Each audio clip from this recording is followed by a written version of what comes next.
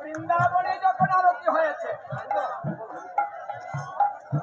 শ্রীরাম সুবল মধুমঙ্গল দাম বসুদাম বলরাম সকলের মায় যশোমতী যখন গোপালকে আরতি করেছে, সবাই করতাল করেছিল।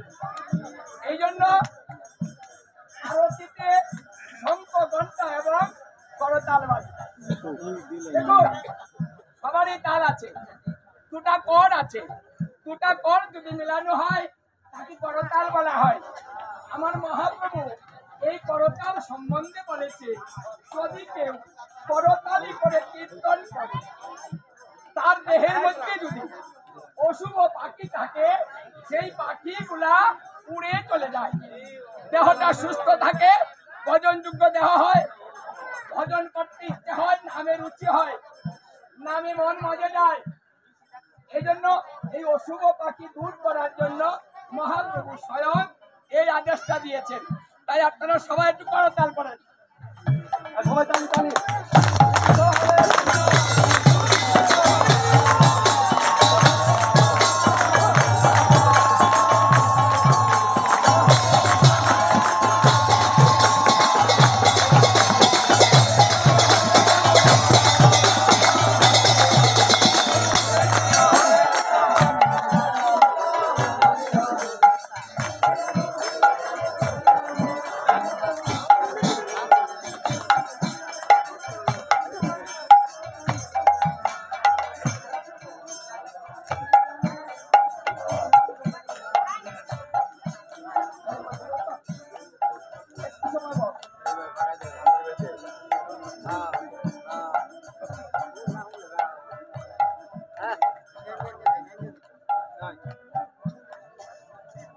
আরতিতে ঠিক এইভাবে নীরবে দর্শন করতে হয়। আরতিতে মনের আরতিগুলা প্রকাশ করতে হয়, আর মনের আরতি প্রকাশের নাম হচ্ছে আরতি। এই জন্য মনের ভাব যখন প্রকাশ করবেন তখন কথা বলা যাবে, নীরবে নিস্তব্ধে মনের ভাবগুলা প্রকাশ করতে হয়। কারণ চৈতন্য চরিতামৃতে বলছে, ভাবিতে ভাবিতে তোমার প্রেমের অঙ্কুর হবে, সাধ্য সাধন তত্ত্ব পাইবে। আমাদের সাধ্য সাধন বস্তু যে কিছু সকাল, এই হরিনাম করিলে মিলিবে সকল।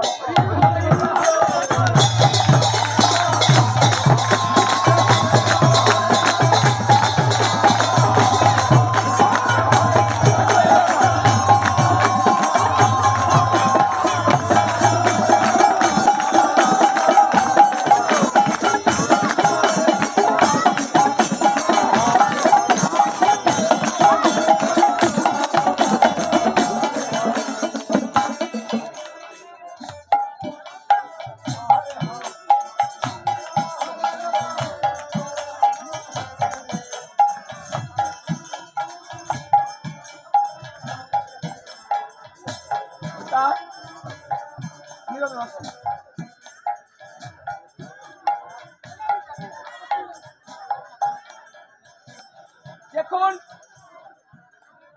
আমরা একটা জনম ভালো পেয়েছি, যুগটা ভালো পেয়েছি, যুগের নাম কলিযুগ। শাস্ত্রে বলছে সর্বযুগের চাইতে এই কলিযুগ ভালো। এই কথাটা কে বলছে? ভাগবতে বলছে, হে কলিযুগ তুমি ধন্য। কেন ধন্য হয়েছে? কারণ স্বরূপ বলছে সত্য যুগে 12 বৎসর ধ্যান করলে যা হয়, ত্রেতা যুগে 1 বৎসর যজ্ঞ করলে তা হয়। ত্রেতা যুগে 1 বৎসর যজ্ঞ করলে যা হয়, তারপর যুগে 1 মাস পূজা করলে তা হয়। তারপর যুগে 1 মাস পূজা করলে তা হয়। এই কলিকালে একদিন হরিনাম করলেই তা হয়।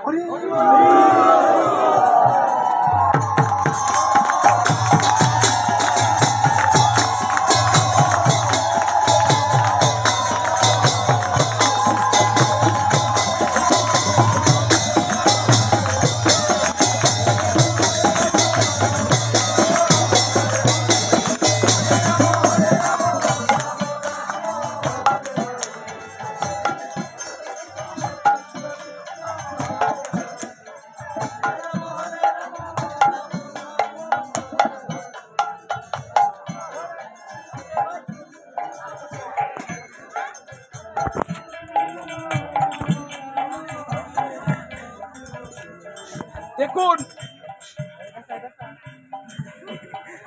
বেদব্যাস মুনি বলছে, হে কলি, এই জন্য তুমি সর্বশ্রেষ্ঠ। আরো কারণ আছে।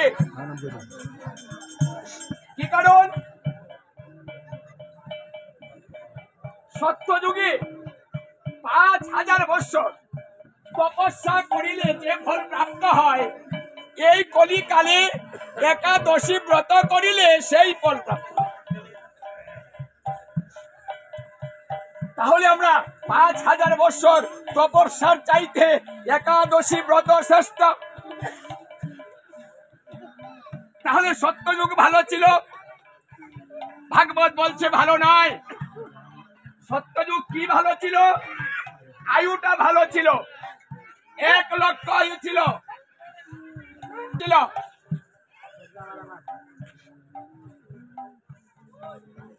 কিন্তু এই সুন্দর ভজনটা ছিল না। আজকে আমরা যে আরামে ভজন করছি, সবাইকে নিয়ে ভজন করছি, একসাথে বসেছি, সেই সুযোগটা সত্য যুগে ছিল না। একা ধর্ম করতে হতো। শীতের মধ্যে জলের মধ্যে নেমে ধর্ম করত। মুনি ঋষিরা তপস্যা করত। ভগবানের জন্য যত কষ্ট বেশি হবে, ভগবানের মন ভক্তের প্রতি ততই দুর্বল হয়ে যাবে। আর গরমের মধ্যে চতুর্দিকে আগুন জ্বালিয়ে মাঝখানে বসে তপস্যা। এখন এই কলিকালে যদি গুরুদেব বলতেন যে সন্ধ্যার নিকটা একটু জলের মধ্যে নেমে করো তো বাবা, এই শীতের মধ্যে তোমার ভালো পুণ্য হবে, তুমি ভগবত দর্শন করতে পারবে। যদি গুরুদেব এই সহজ কথাটা বলেন, আমরা এই শীতের মধ্যে জলের মধ্যে নেমে আমরা কেউ ধর্ম করব না। ভগবান জানেন কলিজীব আলস্য প্রকৃতির, ওরা কষ্ট করে কিছু করতে যাবে না, ওরা বিনা লাভে কোথাও যাবে না, তাই বিনা কষ্টে ধর্ম। এই হিসাব বিচার করলে দেখা যায় সত্য যুগের চাইতে কলিযুগ ভালো। কারণ ভাগবত বলেছে মাত্র 48 মিনিট, 1 মুহূর্ত সময় যদি কেউ প্রাণ খুলে ভক্তি বলে 2 ফোঁটা নয়নের জল ছেড়ে দিয়ে বলে, হে গোবিন্দ তুমি ছাড়া পৃথিবীতে আমার, এই কথাটা বলে যদি নয়নের জল ছেড়ে দেয়, ভগবান সেই ভক্তের ঋণ শোধ করার জন্য নিজে বিক্রি হয়ে দাসত্ব স্বীকার করে তার কাজ করে দেয়। এই জন্য বিচার করে বললে, হে কলি তুমি ধন্য।